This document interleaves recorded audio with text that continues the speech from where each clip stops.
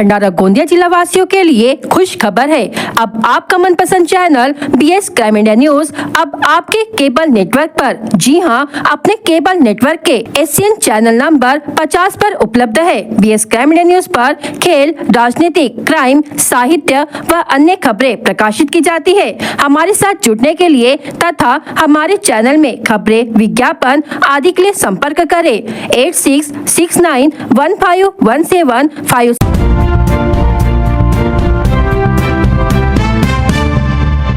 भंडारा जिले में निजी अस्पतालों को अवैध रूप से 100 बेड की अनुमति देने और फर्जी दिव्यांग प्रमाण पत्र बांटने के गंभीर मामले पर भंडारा जिला पत्रकार समन्वय समिति के प्रतिनिधि मंडल ने 15 अगस्त 2025 को पालक मंत्री संजय सावकारे से मुलाकात कर ज्ञापन सौंपा। पत्रकार समिति ने आरोप लगाया कि भंडारा शहर के डॉक्टर नाकाडे और डॉक्टर लांजेवार के अस्पतालों को बिना आवश्यक मंजूरी 100 बेड की अनुमति दी गयी। जाँच समिति के प्रमुख डॉक्टर मधुकर कुम्भरे की रिपोर्ट में संदिग्ध तरीके से मात्र 12 घंटे में सभी कमियां पूरी होने का दावा किया गया। डॉक्टर कुम्भरे ने खुद को 43% दिव्यांग दिखाकर फर्जी प्रमाण पत्र से सरकारी लाभ उठाया। जिला शल्य चिकित्सक डॉक्टर दीपचंद सोयाम पर भी मनमानी नियुक्ति और आर्थिक लाभ के आरोप है। पत्रकारों ने दोनों अधिकारियों को बर्खास्त करने, आपराधिक मामला दर्ज करने और सभी निजी अस्पतालों की जाँच की मांग की। पत्रकार समिति की शिकायत पर गंभीरता दिखाते हुए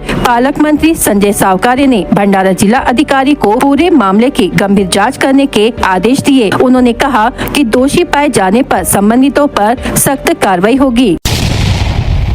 भंडारा जिले को स्वास्थ्य, शिक्षा, कृषि, उद्योग, महिला सशक्तिकरण, जल संधारण और ऊर्जा जैसे कई क्षेत्रों में अग्रणी बनाए रखने के लिए शासन लगातार प्रयास कर रहा है। यह बात पालक मंत्री संजय सावकारे ने पुलिस कवायद मैदान में आयोजित स्वतंत्रता दिवस के मुख्य ध्वजारोहण कार्यक्रम में कही। इस अवसर पर सांसद प्रशांत पडोले, जिलाधिकारी सावन कुमार, मुख्य कार्यकारी अधिकारी मिलिंद कुमार साल्वे, पुलिस अधीक्षक नूरुल हसन, उपवन संरक्षक योगेंद्र सिंह सहित प्रशासन के सभी वरिष्ठ अधिकारी मौजूद थे। ध्वजारोहण के बाद राष्ट्रगान हुआ और पालक मंत्री ने परेड का निरीक्षण किया। इसके बाद उन्होंने भंडारा वासियों को संबोधित करते हुए कहा कि जिले की अर्थव्यवस्था धान और मत्स्य उत्पादन पर आधारित है और किसानों के हित में शासन समय समय पर महत्वपूर्ण निर्णय लेता रहा है। खरीफ हंगाम 2024-25 में समर्थन मूल्य पर धान खरीदी की गई, जिसमें 91,526 किसानों के खातों में 665 करोड़ 83,96,000 रुपए ऑनलाइन जमा किए गए। वहीं रबी हंगाम में 231 केंद्रों पर 19 लाख क्विंटल धान खरीदी कर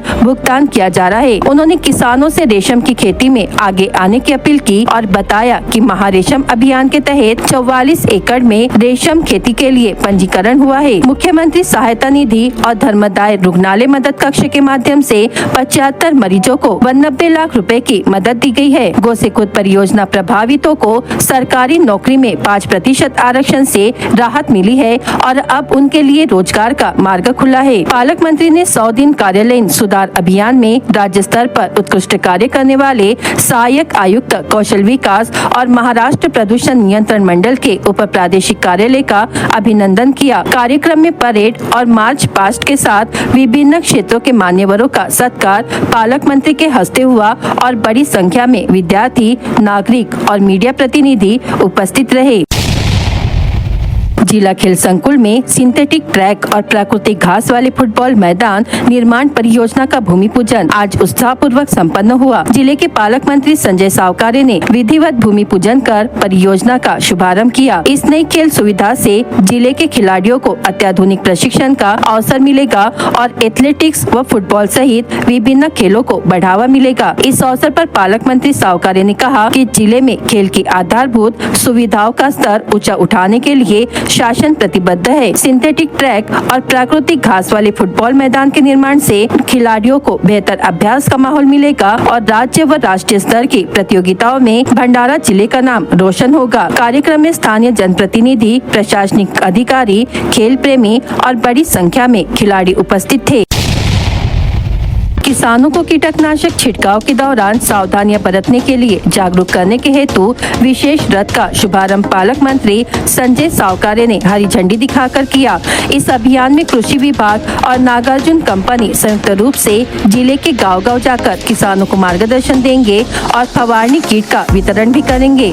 किसानों से आग्रह किया गया कि वे केवल अधिकृत विक्रेताओं से मान्यता प्राप्त दवाएं खरीदे, पावती सुरक्षित रखे, समय सीमा पार दवाओं का उपयोग न करे और छिड़काव के समय प्राथमिक उपचार सामग्री साथ रखे। पर्यावरण अनुकूल कीटनाशक और पंप की स्वच्छता पर भी जोर दिया गया।